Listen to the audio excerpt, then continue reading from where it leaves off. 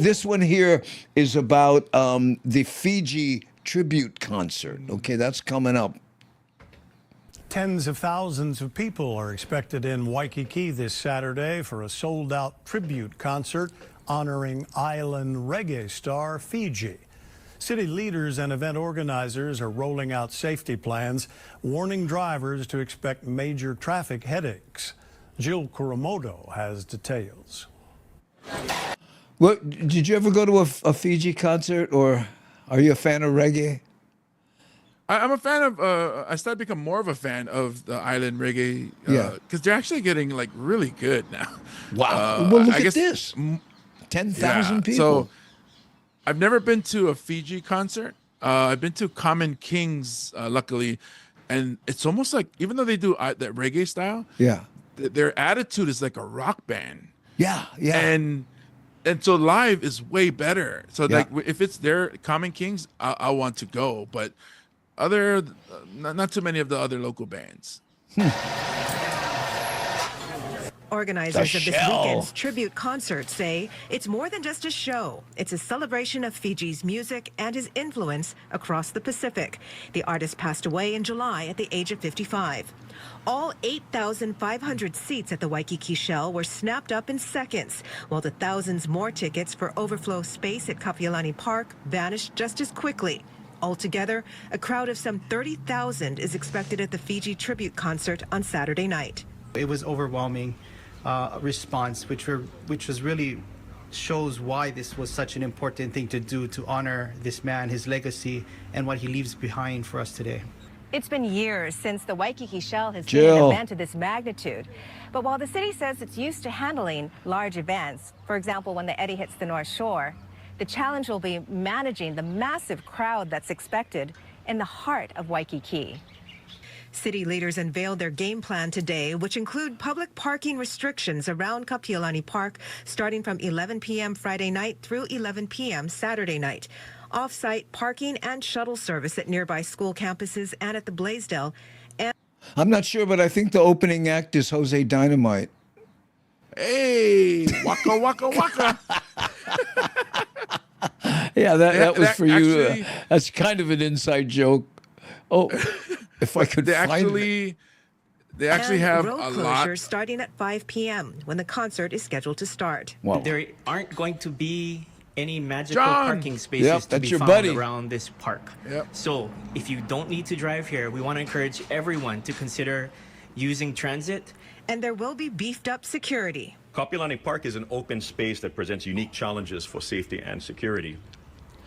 Consequently, we'll have a strong police presence throughout the event. The city is also providing additional fire and EMS personnel, as well as extra custodial crews. The cost of the added city resources is being paid for by the organizers and their sponsors. Everybody is all full hands on deck with almost every major company on the island to support this event. And if you don't want to deal with crowds at all, the concert will be live streamed on YouTube. We have more information on our website, k212.com. Jill Kuramoto, K212 News, working for Hawaii. Wow, I mean, look at that. The 10,000 people bought it live, even though it's going to be live streamed on YouTube. And that goes back to what you were saying. The live experience is very different. Yeah. Well, they're also expecting 30,000 people. 30? Yeah. So, I mean, this is an awesome thing to honor the man who did a lot for island music, Yeah. and he's a great singer. I love his voice. Yeah. But my daughter wanted to go. We wanted to get tickets. I found out from people at the tickets that they're selling in the shell, maybe like 70% were sold before they even put it out for the general public. Yeah. So when we tried to get it instantly at 10 o'clock in the morning when it came live, it was sold out, and they only had for the park. So even to be on the park, you have to pay. Yeah. And- They're gonna have a big screen out there or something, right? Yeah, but I told her not to go because from what I hear from other people that own security businesses and other performers, they're not going to have enough police. They're not going to have enough security. You're going to have, local brothers Not and to mention sisters. porta potties. Yeah, not enough facilities. So then Yeah. it's going to be like, oh, what? Where you from? And then madness. That's it. Yeah, and but reggae people aren't like that. Yeah, oh, no. They also are drug free and Yeah, drug free. I remember I was very young, and I was at a concert at the Shell, right? And I think it was a rock concert. I forget who it was, but there was a men's bathroom and the boys' bathroom when it was, a girls' and boys' bathroom, right? Mm-hmm. But the women took over the men's side. Hey, you guys can't pee in one bush, and they just because the line for the women was like a quarter mile. Yeah. And then, I mean, if it rains, that place is going to be muddy. So if it doesn't rain and they don't have enough toilets, it's going to be muddy. yeah, that's true. It's going to be like a Hawaii Woodstock.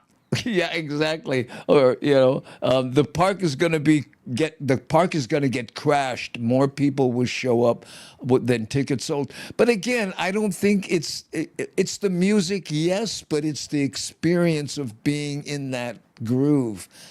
Yeah, but I think, like you said, in an ideal world where everybody was honest, it would be a great time. It's just that when you get, especially when it's like the deep local people. You get from Waianae, you get from Kauku, you get from Kalihi, and they're all in one place.